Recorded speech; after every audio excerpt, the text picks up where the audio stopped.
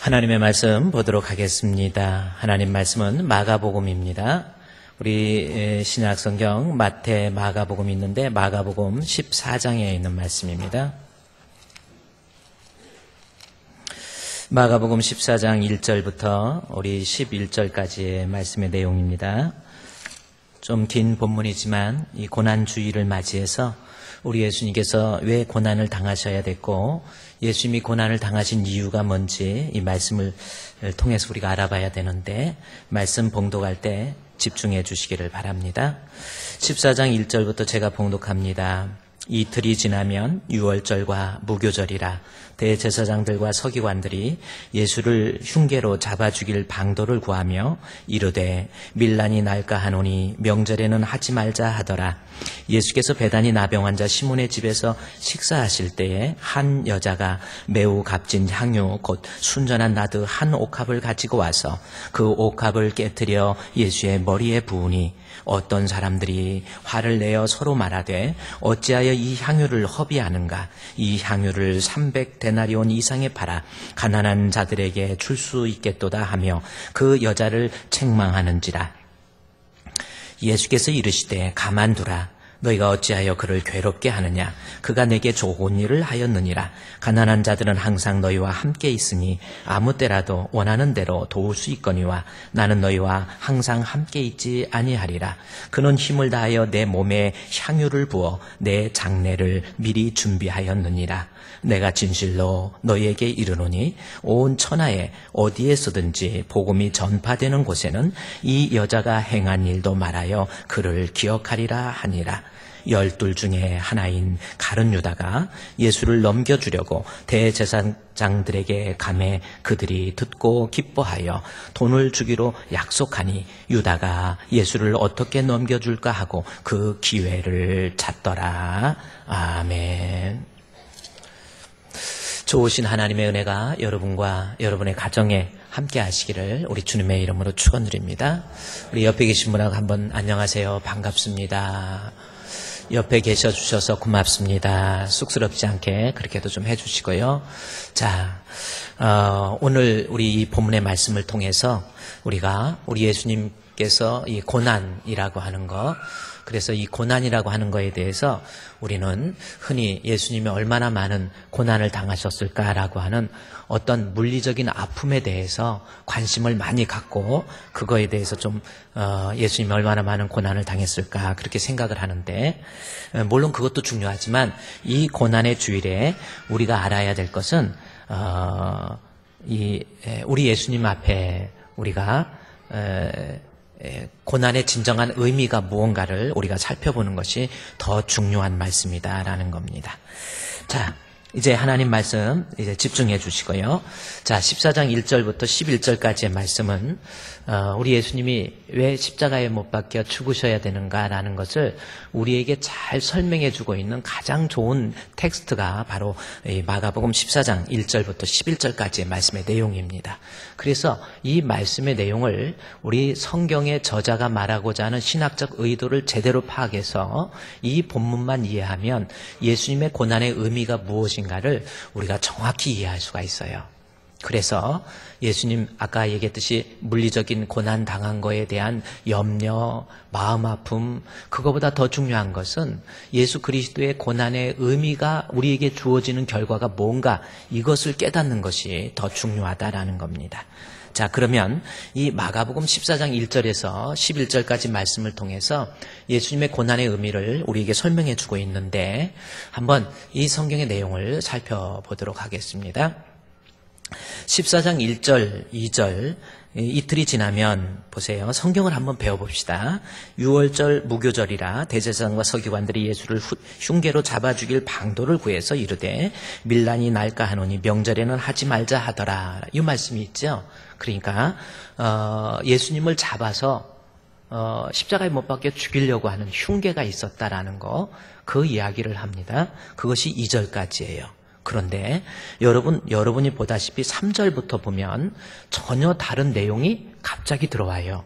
예수께서 배단이 나병 환자 시몬의 집에 들어가서 식사하실 때 쭉 하면서 3절, 4절, 5절, 6절, 7절, 8절, 9절까지 옥합을 깼던 한 여인의 사건이 그 안에 들어가 있습니다.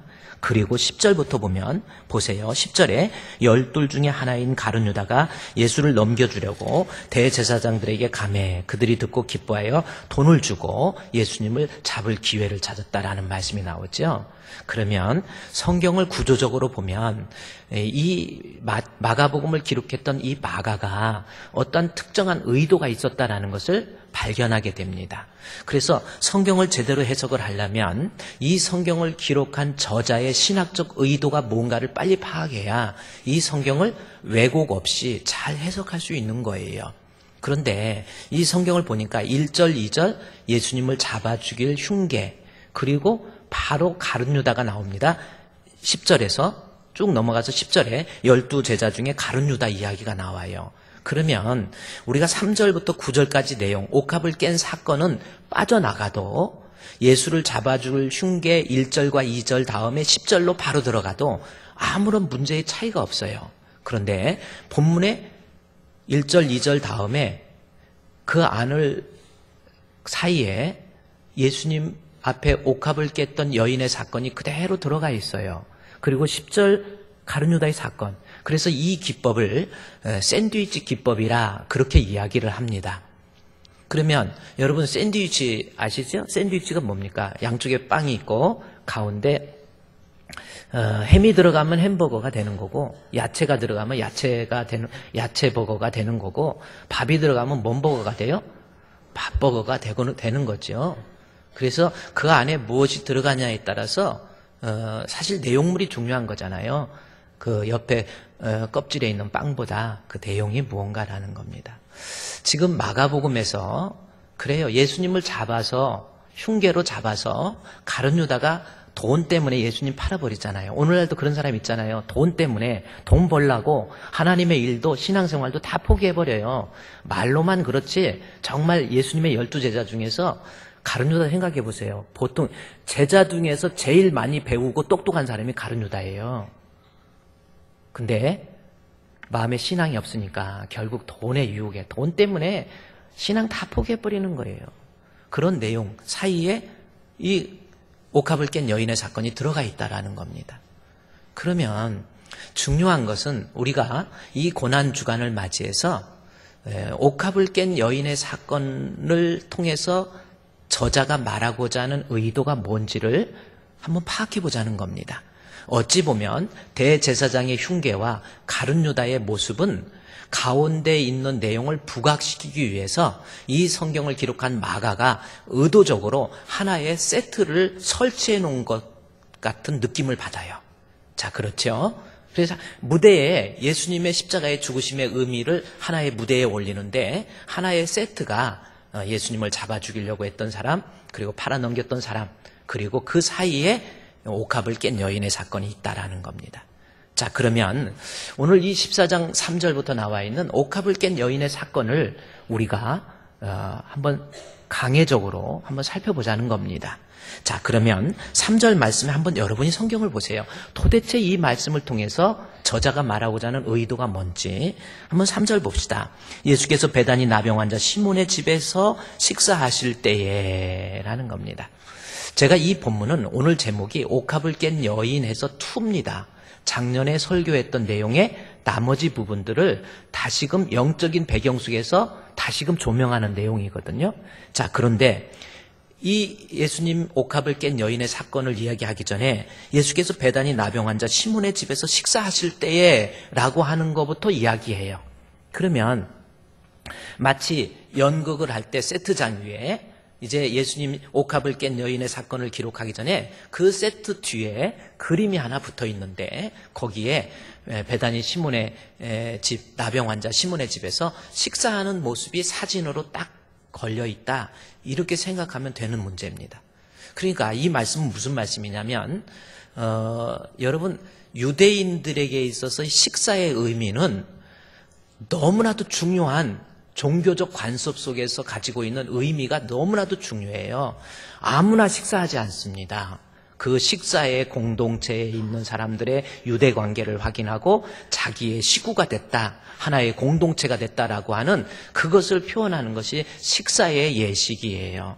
자, 그러면 여기서 예수님께서 베다니 문둥병자 시몬의 집에서 식사했다. 요 말씀이 아무것도 아닌 게 아니라 먼저 식사라고 하는 유대인의 그 식사법을 여러분이 먼저 이해를 해야 됩니다.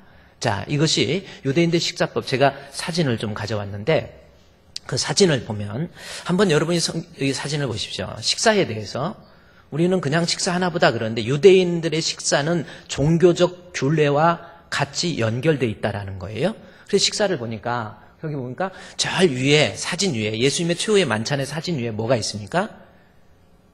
뭐가 써 있어요? 안 보여요?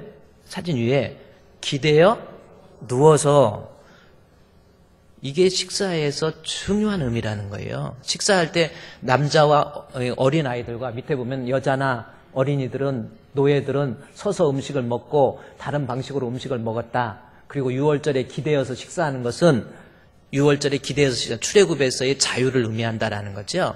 그래서 유대인들은 식사를 할 때 여기 식탁이 있으면 그 안에 있는 사람들과 자유롭게 이렇게 어깨를 서로 기대기도 하고, 그래서 예수님의 최후의 만찬 때에도 요한이 예수님께 이렇게 기대는, 그게 바로 서로의 유대 관계를 표현하는, 우리는 하나의 공동체 속에 있는 하나의 사람들이다라고 하는 그러한 내용들을 표현한, 다른 사진 한번 제가 보여드릴게요.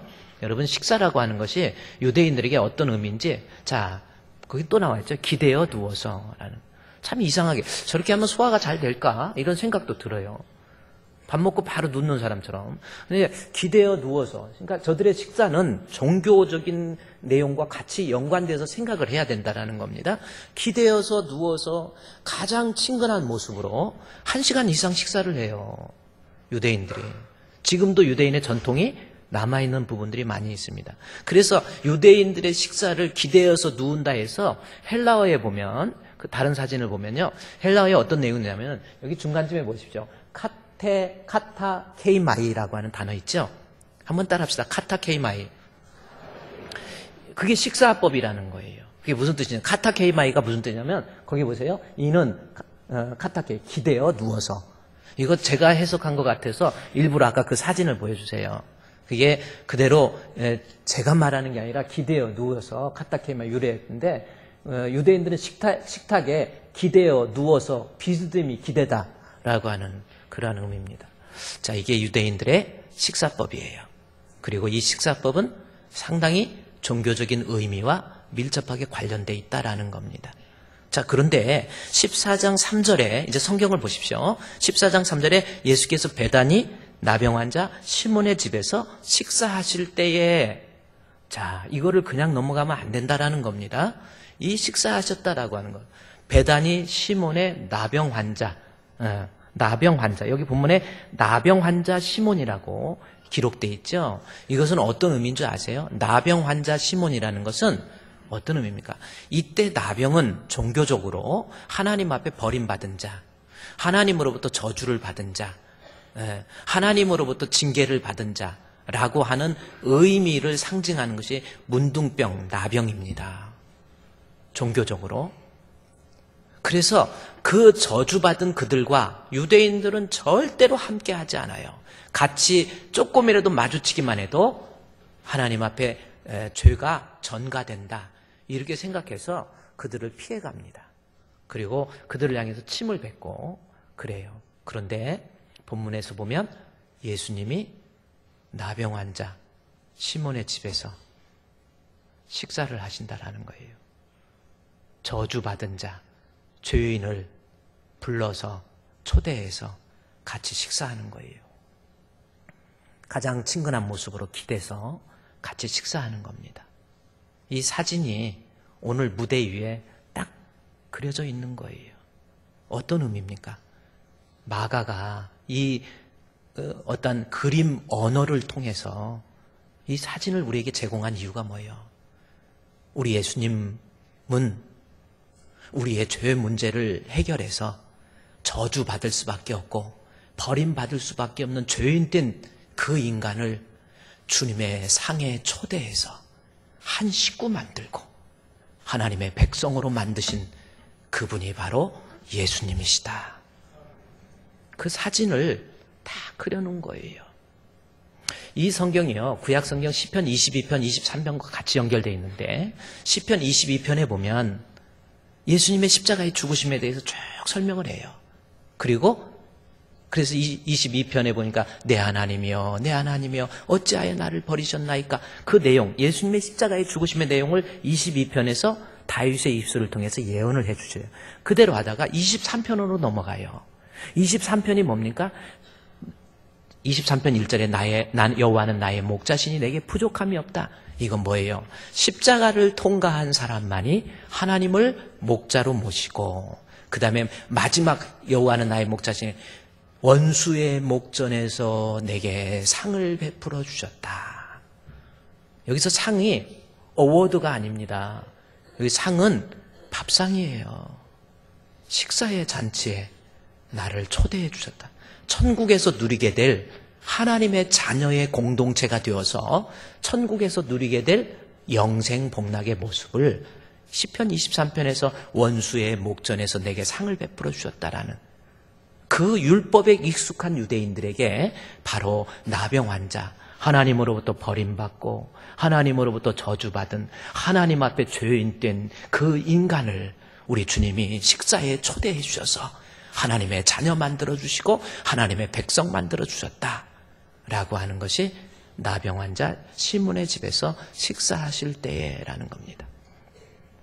자, 이제 십자가에 못 박혀 죽으실 예수님이 하나님으로서 우리를 천국에서 초대하고 있는 그 모습을 그림으로 이야기하고, 그 다음에 다음 절 볼까요? 3절 말씀에 예수께서 베다니 나병 환자 시몬의 집에서 식사하실 때에 그 다음에 한 여의자가 매우 값진 향유 곧 순전한 나드 한 옥합을 가지고 와서 그 옥합을 깨뜨려 예수의 머리에 부으니, 요 말씀이 나옵니다. 자, 여기 말씀에 한번 자세히 보세요. 이제 성경을 좀 보면 집에서 식사하실 때 한 여자가 매우 값진 향유 곧 순전한 나드 한 옥합을 가지고 와서 옥합을 깨뜨렸다. 그리고 머리에 부었다. 이 내용이 나옵니다. 그러면 지금 이 내용을 통해서 저자 마가가 말하고자 하는 의도가 있어요. 그것이 오늘 십자가상에서의 죽으신 예수님의 모습을 그려놓은 겁니다. 그러면 본문의 말씀을 자세히 보면 한 여자가 매우 값진 향유를 깨뜨렸다. 이 말씀이 나옵니다. 그런데 여기에서 이 옥합을 깬 여자가 누굽니까? 여기서는 한 여자라고 나와요. 어떤 여자로, 혹은 한 여자로 그렇게 나와요. 그러면 이 여자가 누구예요? 우리 공간복음, 즉 여러분 마태, 마가, 누가, 요한복음은 마가복음이 원본입니다. 여러분이 사복음서를 이해할 때 마가복음이 원본이에요. 가장 먼저 쓰이고 직접 예수님의 행적을 보고 마가가 쓴 거예요. 그리고 마태복음은 예수님의 행적을 보고 쓴 것이 아니라 마가복음 원본을 보고 자기의 신학적 의도를 가지고 기록한 책이 마태복음이고 누가복음이고 요한복음입니다. 그러니까 원본이 지금 마가복음이에요. 그런데 원본 마가복음에서는 옥합을 깬 여인에 대해서 이름을 밝히지 않습니다. 그런데 요한복음 12장에 보면, 요한복음 12장 2절 3절에 보면은 옥합을 깬 여인, 거기서 예수를 위해 잔치할 때 마르다는 일을 하고 나사로는 예수 함께 있는 자 중에 있더라. 그러면서 그 다음에 마리아는 지극히 비싼 향유 순전한 나드 한 근을 가져다가 예수의 발에 부었다. 요 말씀이 나와요.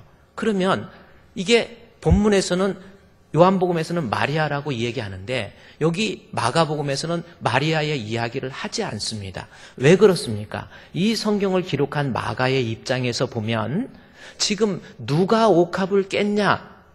그거에 대한 별 관심이 없다라는 뜻이에요. 다시 말해서 누가 옥합을 깼느냐라고 하는 것이 문제가 아니라 이 여인이 옥합을 깬 그 사건이 중요하다라는 겁니다. 그래서 카메라 프로듀서가 지금 마가라고 볼 때 마가는 이 연극 무대에 올라가 있을 때에 그 여인에 대해서는 별 누구냐에 대해서는 초점을 안 맞춰요. 그 여인이 옥합을 깬 사건에 더 중요한 의미에 초점을 두고 있다라는 겁니다. 그러면 여기에서 그럼 보세요. 이 3절에 여자가 매우 값진 향유 옥합을 깨서 그 옥합을 깨뜨려 예수님의 머리에 부었다. 자, 이제 그 사건이 중요하다 그러니까 그 사건을 이해를 해야 됩니다. 그럼 마가가 그 사건이 뭔가 봤더니 옥합을 깨어서 머리에 부었다. 이렇게 나오죠. 예수님이 앞에 옥합을 깨서 머리에 부었다라는 거예요. 그런데 요한복음 12장 3절 말씀에 보면은 내용이 나와 있는데 여기는 머리가 아니에요. 또 마리아는 지극히 비싼 향유고 순전한 나드 한 근을 가져다가 예수님의 발에 부었다라는 겁니다. 마가는 머리에 부었다 그러고 요한은 발에 부었다라는 겁니다. 아, 이게 성경이 틀린 건가요? 이 성경에 문제가 있나요? 아니에요. 지금 이 사건을 우리가 볼 때 뭐냐면 하나의 사건이고 맞는데 머리에 부었던 이 향유가 흐르고 넘쳐서 발에까지 내려온 겁니다. 그래서 똑같은 머리에 부어서 발에까지 흘러온 거예요. 그런데 중요한 것은 머리에 부었냐 발에 부었냐 그것이 중요한 게 아니에요. 본문에서는 뭡니까? 향유를 예수님의 발에 붓고 자기의 머리털로 그 발을 씻었다, 닦았다 이렇게 돼 있거든요. 그러면 자기의 머리털로 예수님 향유 액체가 흘러내린 그 향유를 머리털로 닦았다. 자, 그러면 지금 이 집은 어느 집이냐면 언니네 집이에요. 언니 형부가 문둥병 걸렸다가 예수님의 은혜로 살아난 집입니다. 그 언니네 집이야. 아니 향유가 흘러서 내렸는데 머리털로 한번 이 액체를 닦아낸다 생각해 보십시오. 닦아집니까? 이해가 안 가요? 오늘 밤에 집에 가셔서 남편 발 씻기고 머리털로 한번 남편의 발에 물기를 닦아보세요. 닦아집니까? 지금 본문에서 애들 장난도 아니고 이 머리털 닦았다. 유대인들 이거 이렇게 성경 해석 안 해요. 머리털로 닦아봐야 그게 얼마나 닦이겠습니까? 그럼 그게 어떤 의미입니까? 그래서 어떤 사람은 우리 예수님을 얼마나 존경한 나머지 머리털로 발을 닦을 만큼 얼마나 진실되게 주님을 사랑했느냐. 웃기지 마세요. 그거 아닙니다. 성경은 그렇게 해석을 하면 안 돼요. 그래서 제가 항상 그러죠. 목사님들은 이게요, 제대로 성경 알고 제대로 해석을 해야 한국교회 이단이 안 생기지. 엉터리 방터리로 그냥 여러분 믿으십니까? 할렐루야 해가지고 가운 입고 막 울긋불긋하게 막 이래가지고 그런다고 되는 게 아니에요. 그러니까 이 엉뚱한 이단이 생기죠. 어쨌든 머리털로 발을 닦았다라고 하는 것은 머리를 풀었다라는 의미예요. 그러면 우리는 이해할 수 없는 내용이지만 이때 당시 유대인들에게 있어서 여자가 머리를 풀었다. 그것이 가지고 있는 신학적 의미가 뭐냐는 거예요. 자, 이들에게는 이 사건을 보고 있는 유대인들이 볼 때는 저 사건을 보고 머리로 닦은 게 아니, 머리털로 발을 닦은 그 모습을 보고 뭘 느끼냐면요. 바로 민수기 5장 18절 말씀을 반드시 떠오르게 돼 있어요. 민수기 5장 18절에는 어떤 말씀이냐면 화면을 보세요. 여인을 여호와 앞에 세우고 여기서 여인은 죄 지은 여자예요. 죄 지은 여자의 이 죄를 해결하기 위한 방법을 오늘 민수기 5장 18절 통해서 우리에게 제시해 주는 거거든요. 그런데 죄인인 여자를 여호와 앞에 세운 거예요. 그리고 그의 머리를 풀게 하고 라는 말씀이 나옵니다.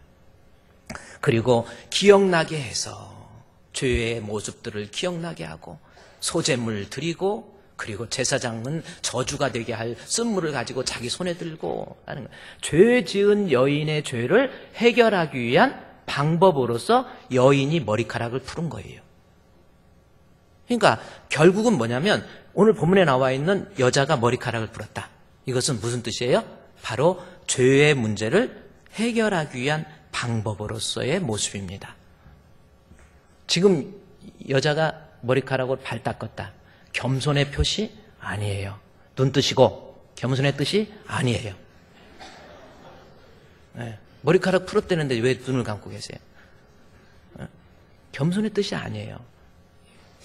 지금 여인이 머리카락으로 발 닦은 것은 발을 닦았다라는 액체의 흡수를 위한 그러한 닦음의 의미가 아니라 당신이야말로 내 죄를 해결해 주실 하나님이십니다.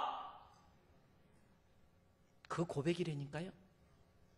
왜 성경을 엉뚱하게 해석합니까? 그 고백이 뭐예요? 당신은 젊은 청년으로서 어떠한 사회의 문제를 가지고 그 문제를 해결하기 위한 소셜 무브먼트가 아니라 내 죄 문제를 해결해 주실 여호와 하나님 당신이시고 당신을 통해서 나는 죄 사함을 받을 수 있습니다 라고 하는 신앙적 고백의 행위가 머리털로 발 닦았다라는 의미예요. 이것이 구약적인 배경 속에서 그들의 사상과 개념을 가지고 있는 유대인들에게 주어지는 강력한 메시지란 말이에요. 자, 이것이 그러면 조금 더 이해가 안 가면 똑같은 신약 성경입니다. 2년 전에 예수님 앞에 옥합을 깬 여인의 사건이 이보다 2년 전에 있었어요. 그것이 어디냐면 오늘 성경에 있는 말씀에 한번 봅시다. 그 누가복음 7장, 성경을 그냥 화면, 자, 우리 가까우니까 한번 넘겨봅시다. 중요하니까. 누가복음 7장.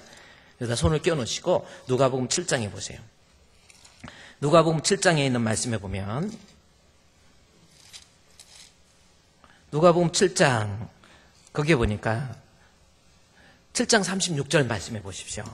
자, 이 사건, 머리를 푸른 사건이 어떤 의미인지를 설명해 주고 있어요. 한 바리새인이 예수께 자기와 함께 잡수시기를 청하니 이에 바리새인 집에 들어가 앉으셨을 때에 그 동네에 어떤 사람?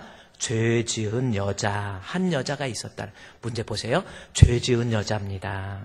그리고 예수께 와서 앉아 계심을 알고 향유 담은 옥합을 가지고 와서 예수님의 뒤로 가서 그 발 곁에 서서 울며 눈물로 그 발을 적시고 자기 머리털로 그 발에 입 맞추고 향유를 부으니.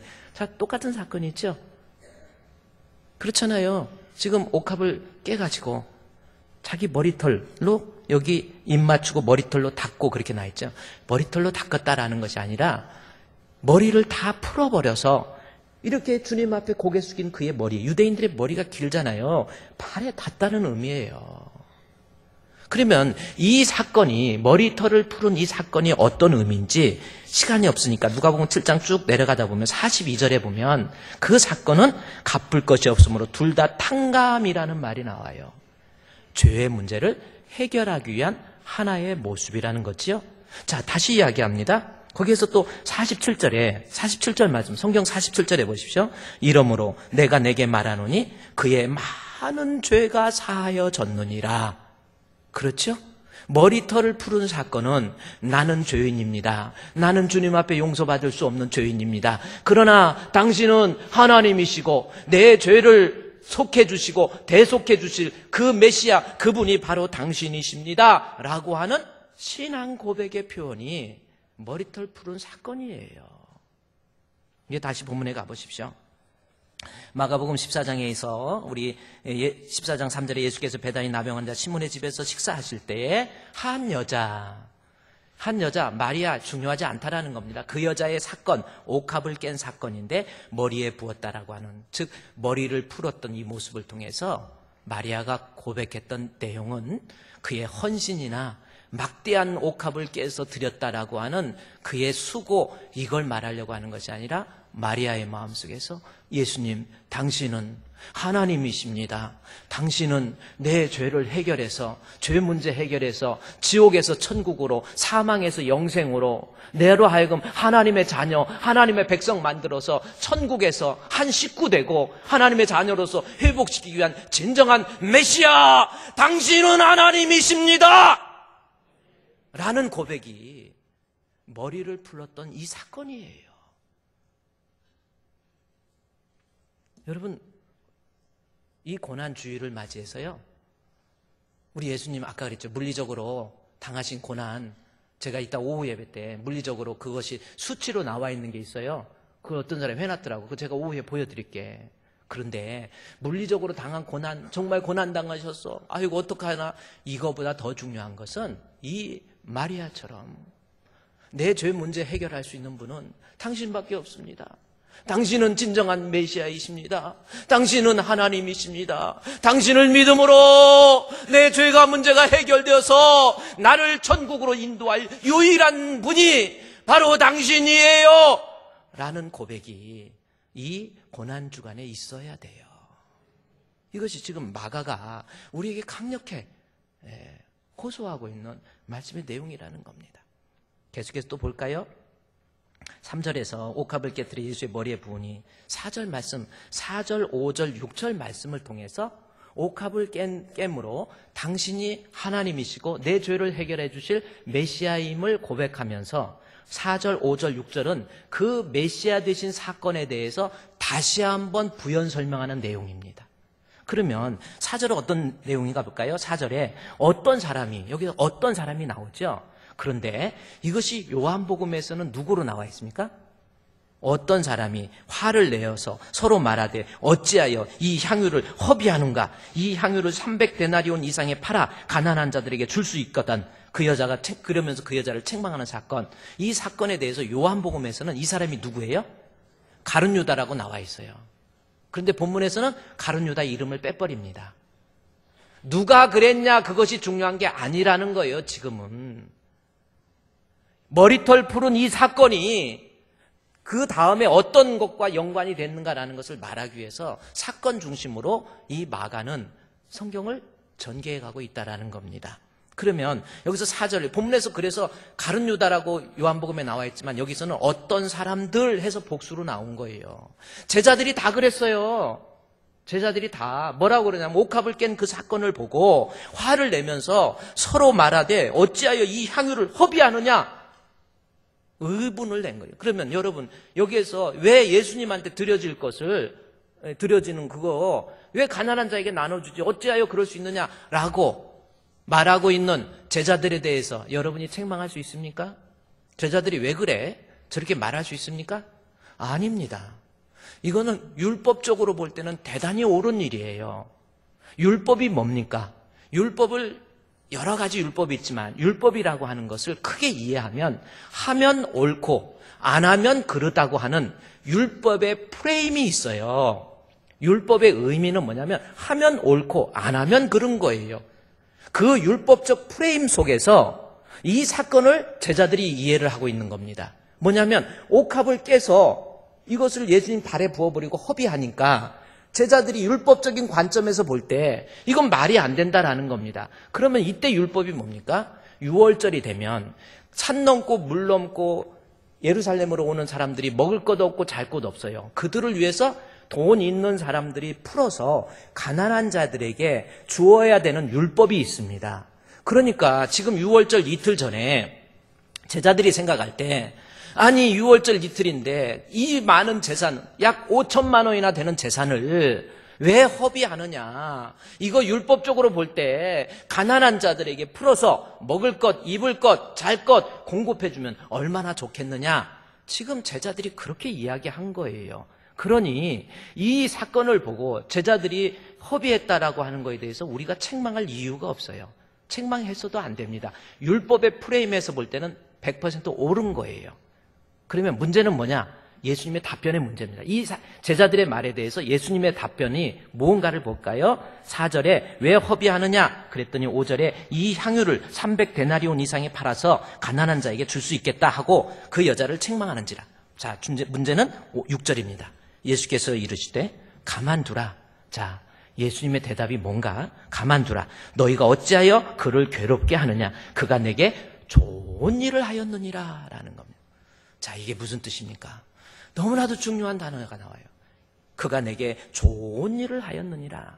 여기서 좋은 일이라고 하는 것은 이 헬라어로 보면 칼론 에로곤이라고 하는 이 칼론 에로곤이라는 헬라어의 단어를 썼습니다. 위에 히브리어 말고 칼론 에로곤이라고 이 헬라어로 쓰인 단어예요. 그러면 칼론 에로곤, 칼론은 형용사, 좋은, 에로곤이 일이라는 거 맞습니다. 그런데 이 칼론이라고 하는 좋은이라고 하는 말씀이 어떤 단어냐면 구약 성경의 토부라고 하는 단어의 히브리어의 헬라적 번역이 칼론이에요. 그러면 이게 어떤 뜻이에요? 그러면 토부가 무슨 뜻인가라는 겁니다. 이 토부는 창세기 1장에서 하나님께서 세상을 만드시고 특히 사람을 만드시고 보기에 심히 좋았느니라. 그때 쓰인 단어가 토부입니다. 그럼 어떤 의미입니까? 하나님이 만드시고 죄가 들어오기 전에 하나님의 진정한 자녀가 되어서 하나님께 예배하고 하나님은 사랑하고 하나님과의 친밀한 교제 속에서 가장 아름다운 에덴의 동산에서 참 평안을 누리고 있는 그러한 상태가 토부라고 하는 단어예요. 그런데 본문에서 옥합을 깬 여인을 책망하는 제자들을 향해서 가만두어라. 그는 내게 좋은 일, 칼론 에로곤, 다시 말해서 토부라는 거예요. 이것은 어떤 의미예요? 그렇습니다. 원래 죄 없는 인간으로 만들어서 하나님과의 친밀한 교제, 그 상태로 만드는 것이 율법의 행위에 의해서 가능한 것이 아니라는 거예요. 내가 율법을 지킴으로, 율법을 행함으로, 가난한 자에게 나눠줌으로, 그러한 율법의 옳고 그름의 프레임 속에서 사람이 의로워질 수 있는 존재가 아니라 바로 이 여인처럼 당신은 하나님이십니다. 내 죄를 해결하실 유일한 메시아, 그분이 바로 당신이십니다. 라고 하는 그 신앙 고백이야말로, 그 믿음이야말로 나를 하나님의 자녀로, 원래의 인간으로 되돌릴 수 있는 유일한 방법, 이것이 칼론 에르곤이에요. 우리가 하나님 앞에 의인 될 수 있는 방법, 여러분 무엇이 있습니까? 돈입니까? 명예입니까? 내가 율법적으로 착한 일, 선한 일? 아니라는 거예요. 진정한 칼론 에르곤은 이 여인처럼 주님 앞에 나와서 당신은 하나님이십니다. 예수님은 하나님이십니다. 당신만이 내 죄를 해결할 수 있는 유일한 분이십니다. 라고 하는 신앙 고백만이 나를 원래의 인간으로, 죄 없는 인간으로, 하나님의 자녀로, 하나님의 백성으로 만들어내는 유일한 길이에요. 이것을 우리 예수님이 지금 선언하고 계신다라는 거예요. 여러분 그렇잖아요. 그래서 이 말씀에 대해서 요아킴 에레미아스라고 하는 사람이, 이분은 구약의 신학자이고 역사가이고 또 문필가예요. 이분이 하는 말씀, 칼론 에로곤이라고 하는 것은 원래의 인간으로 되돌리기 위한 토부의 모습이다라고 정확하게 주석을 하고 있습니다. 우리 성경을요 제대로 이해해야 돼. 뭔 마리아의 헌신, 아유 옥합을 깼어, 그것이 5천만 원이래. 아이고 우리는 뭐 하고 있어, 우리도 좀 옥합을 깨, 다음 주 부활주일인데 헌금 좀 갖고 와. 이렇게 만들어 버리는 거예요. 그거 아니에요. 그 그림에 딱 붙어 있는 것처럼 원수의 목전에서 상을 베푸시는 분, 그분이 당신이십니다. 내 죄를 해결해서 나를 하나님의 자녀의 원래의 지위로 만들어내는 분은 바로 당신이십니다. 라고 하는 하나의 신앙 고백이 옥합을 깬 여인의 사건입니다. 이 고난주간을 맞이해서요, 여러분 어떻습니까? 정말 예수님만이 내 죄를 해결할 수 있는 유일한 부모로 인식하고 있습니까? 나의 죄를 씻기는 예수의 피밖에 없네. 다시 성케 하기도 예수의 피밖에 없네. 예수의 흘린 피 날 희게 하오니 귀하고 귀하다. 예수의 피밖에 없네. 아멘. 제자들은 그렇게 생각한 거예요. 율법으로, 아직도 제자들이 율법으로 하나님 앞에 의롭게 되고 하나님 앞에 죄사함 받고 하나님 앞에 천국 백성 되는 것으로 착각하고 있었다라는 겁니다. 예수님은 아니, 그것은 하나님 앞에 칼론 에르곤을 이룰 수 없다. 이 여인이 행한 일이 좋은 일을 했다. 그 모습입니다. 계속해서 성경 봅시다. 7절. 가난한 자들은 항상 너희와 함께 있으되 아무나 때라도 원하는 대로 도울 수 있거니와 나는 항상 함께 있지 아니하니라. 8절. 그는 힘을 다하여 내 몸에 향유를 부어 내 장례를 미리 준비하였느니라. 내가 진실로 너에게 이르노니 온 천하에 어디에서든지 복음이 전파되는 곳에는 이 여자가 행한 일도 말하여 그를 기억하리라 하시니라. 그러면 9절 말씀 볼까요? 마지막 줄에 이 여자가 행한 일도 말하여 그를 기억하리라. 그러면 복음이 전도되면서 이 여자가 행한 일, 마리아가 기억됩니까? 저는 이 말씀에 마리아가 복음 전도하면서 이 여자가 기억돼요? 아니잖아요. 그러면 지금 이 말씀 자세히 한번 보면 이 여자 마리아가 일이 아니라 이 여자가 행한 일을 이야기하는 거예요. 이 여자가 행한 일이 기억된다라는 거죠. 다시 말해서 복음의 핵심은 이 여자가 행한 일이 핵심이라는 뜻입니다. 여자가 기억되라 그 뜻이 아니고 복음의 핵심, 우리가 가지고 있는 복음의 핵심은 십자가. 그래서 행한 일이 뭔가 봤더니 8절에 그는 힘을 다해서 내 몸에 향유를 부어 내 장례를 준비하였느니라. 장례가 뭡니까? 십자가의 죽음이에요. 우리에게 복음의 핵심은 결국은 십자가로 귀결되지 못하면 그것은 진정한 복음이 아닙니다. 여러분, 왜 예배드립니까? 우리 신앙의 핵심은 결국 십자가로 종결돼야 돼요. 예수님 나를 위해서 십자가에 못 박혀 죽으신 주님의 은혜에 감격해서 주님 앞에 예배 나오는 거예요. 주차장이 좁거나 말거나 비가 오거나 눈이 오거나 나를 위해서 십자가에 못 박혀 죽으신 주님 앞에 내가 주님 앞에 나와서 온 마음과 정성 다해서 주님 앞에 예배 드리는 겁니다. 이 고난주간을 맞이해서 내 신앙은 십자가로 귀결돼야 돼요. 왜 헌금합니까? 여기 본문의 말씀에 8절에 그는 힘을 다하여 내 몸에 향유를 부어 내 장례를 준비했다고 했잖아요. 십자가 때문에 내가 힘을 다해서 헌금도 하는 거예요. 오늘 왔는데 왜 주부에 또 부활절 헌금 봉투가 들어있어. 한 주만 늦게 올 걸. 그런 후회하지 마세요. 여러분, 힘을 다해서 이게 뭡니까? 십자가 때문에 예수님 나를 위해서 죽으시고 그로 인해서 내 죄를 사해 주시고 나를 하나님 백성 만들어 주신 주님, 주님의 은혜에 감사합니다. 그 은혜에 감격해서 내가 헌금도 하고 내가 하나님 앞에 나와서 기도도 하고 내가 하나님 앞에 와서 예배도 드리고 내가 하나님 앞에서 나와서 찬송도 부르고.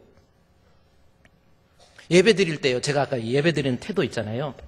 정말 저분의 신앙이 십자가 중심적 신앙인가 한번 좀 보고 싶어요.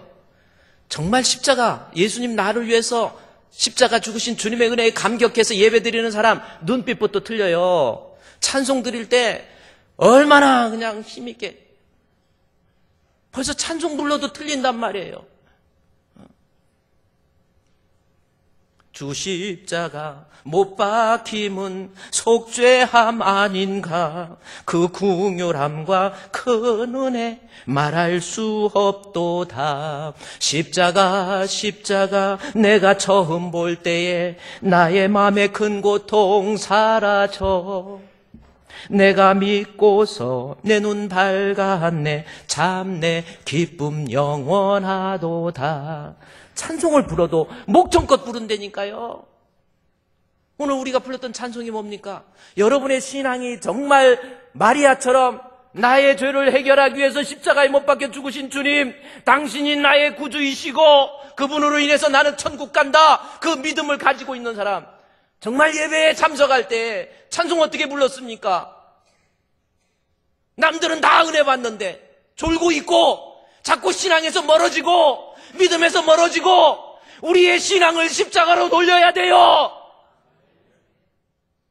정말 주님 나를 위해서 죽으신 그 은혜에 감격해서 우리 주님 앞에 봉사도 하고 헌신하고 예수님 때문에 기도도 하고 뭐 이런 거지. 가룟 유다처럼 십자가 신앙이 없잖아요. 가룟 유다. 예수님 제자 아무나 됩니까? 결국은 예수님 배신하잖아요. 돈이 더 중요해. 아유, 이 시간에 내가 돈 벌면 얼마를 버는데 내가 가서 교회 일해? 안 해요. 이러한 고난에 죽일 때 우리 십자가 신앙 빨리 회복해야 돼요. 여러분, 이게 그렇지 않습니까? 살면 얼마나 산다고 썩어져 없어져 버릴 육신 때문에 모양만 갖추고 진짜 신자는 아니고 십자가로 귀결해야 돼요. 여러분, 우리 찬송가에 제가 이 주 십자가 못 박힘은 속죄함 아닌가 이 찬송인데 거기 3절에 보면 늘 울어도 그 큰 은혜 다 갚을 수 없네. 나 주님께 몸 바쳐서 주의 일 힘쓰리. 여러분 어떻습니까? 마리아가 보세요. 다른 거 아니에요. 머리털 풀렀다. 당신은 내 죄를 해결할 메시아이십니다. 그리고 그 메시아에 대한 고백이 보세요. 8절에 나온 것처럼 이 여자는 그는 힘을 다해서 내 몸에 향유를 부어 내 장례를 미리 준비했잖아요. 정말 십자가의 신앙을 가지고 주를 위해서 헌신해야 돼요. 그렇게 봉사하는 게 힘듭니까? 그렇게 예배 드리는 게 힘들어요? 저렇게 주님 앞에 드리는 게 아깝습니까? 한번 생각해 보십시오. 우리 찬송가 늘 울어도 제가 가사를 띄워줄 테니까 여러분 우리 2절 3절 한번 해봅시다. 제가 가사를 주 십자가 그 찬송이 있는데 그 찬송 제가 1절은 제가 잘하니까 2절은 제가 할 테니까 우리 3절은 같이 정말 손을 모으고 나를 대속하기 위해서 십자가에 못 박혀 죽으신 당신을 위해서 나 주님 앞에 헌신하고 봉사하겠습니다. 그런 마음 가지고 3절은 같이 해야 돼요.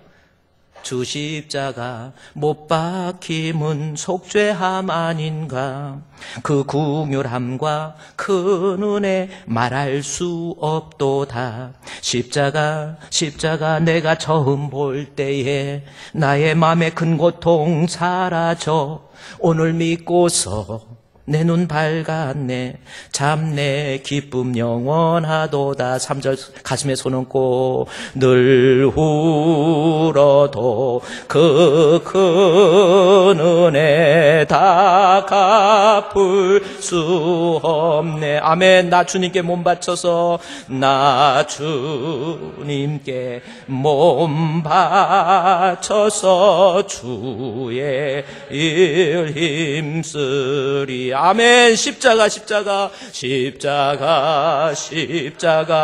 내가 처음 볼 때에 나의 마음에 큰 고통 사라져 오늘 믿고서 내 눈 밝았네 잡내 기쁨 영원하도다.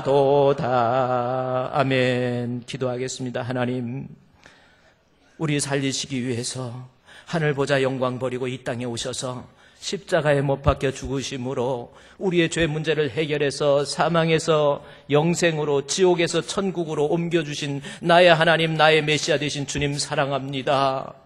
우리 이 고난주간을 맞이해서 그리스도에 대한 사랑을 회복하게 해주시고 말로만의 사랑이 아니라 내가 일생 동안 주의 영광을 위해서 힘쓰고 애쓰다가 주님 앞에 갔을 때에 우리 주님의 식사 자리에 초청한 것처럼 주님 앞에 갔을 때의 칭찬과 존귀와 영광과 구원의 잔치에 참여할 수 있는 우리 주품교회 성도들 되게 해 주시옵소서.